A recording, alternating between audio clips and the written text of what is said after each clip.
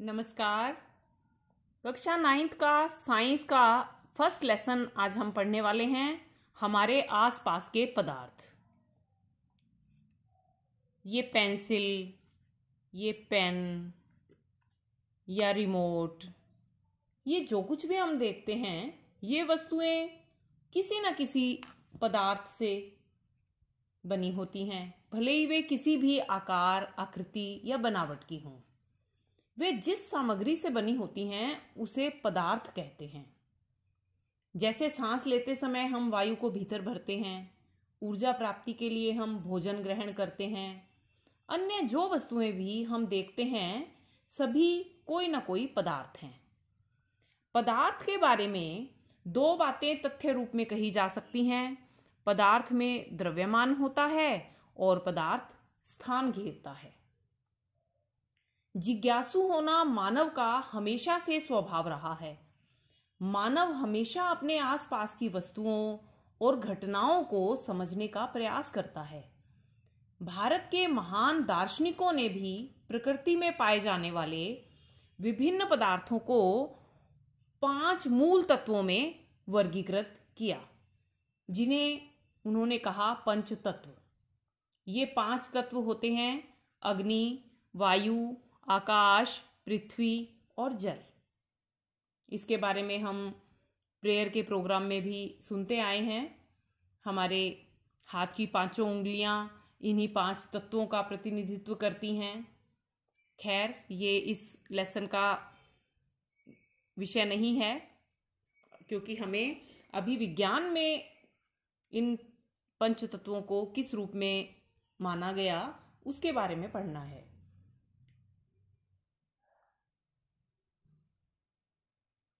भारत के ये दार्शनिक बहुत ही महान रहे हैं, लेकिन महान दार्शनिकों की बातों को वैज्ञानिक प्रयोग की कसौटी पर कसकर ही सही मानते हैं।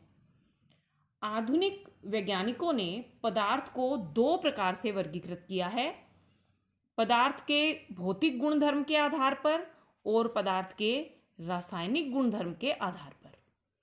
पदार्थ के भौतिक गुणधर्म के आधार पर पदार्थ 3 प्रकार का मुख्य रूप से हम पढ़ते आए हैं: ठोस, द्रव और गैस। इसके अलावा पदार्थ की 2 और अवस्थाएं होती हैं: प्लाज्मा और बीईसी।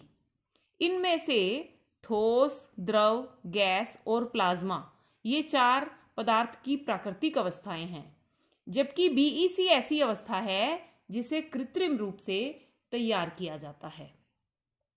रासायनिक गुणधर्म के आधार पर पदार्थ तत्व, यौगिक और मिश्रण प्रकार का होता है। इस अध्याय में हम पदार्थ को भौतिक गुणों के आधार पर पढ़ेंगे। पदार्थ का भौतिक स्वरूप कैसा होता है, इसमें सबसे पहले बिंदु आता है पदार्थ कणों से मिलकर बनता है और पदार्थ के कणों के बीच रिक्त स्थान होता है। इसे हम बहुत से छोटे छोटे प्रयोगों से समझ सकते हैं। जैसे मान लो आपके पास एक चौक का टुकड़ा है।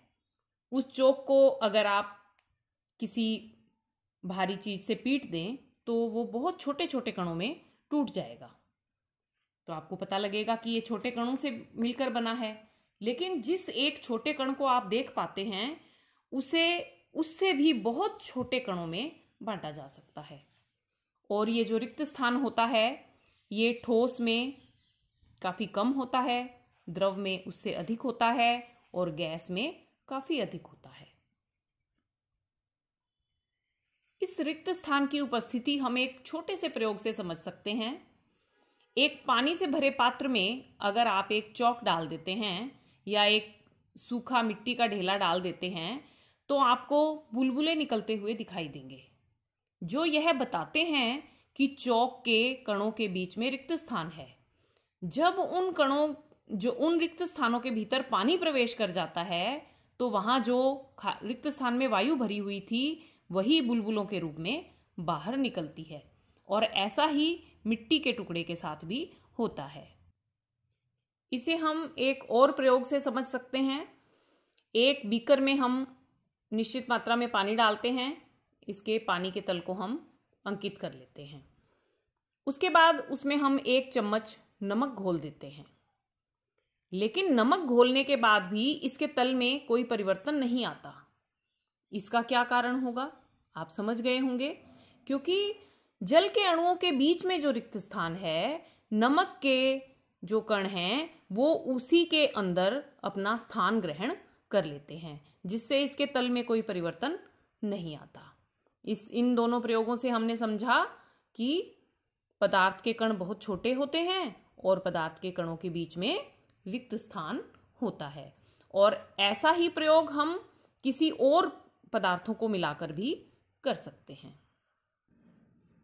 इन दोनों प्रयोगों से हमने समझा कि चौक वाले प्रयोग से और इस पानी वाले प्रयोग से कि ठोस पदार्थों के कणों के बीच रिक्त स्थान है और द्रव पदार्थों के कणों के बीच भी रिक्त स्थान है।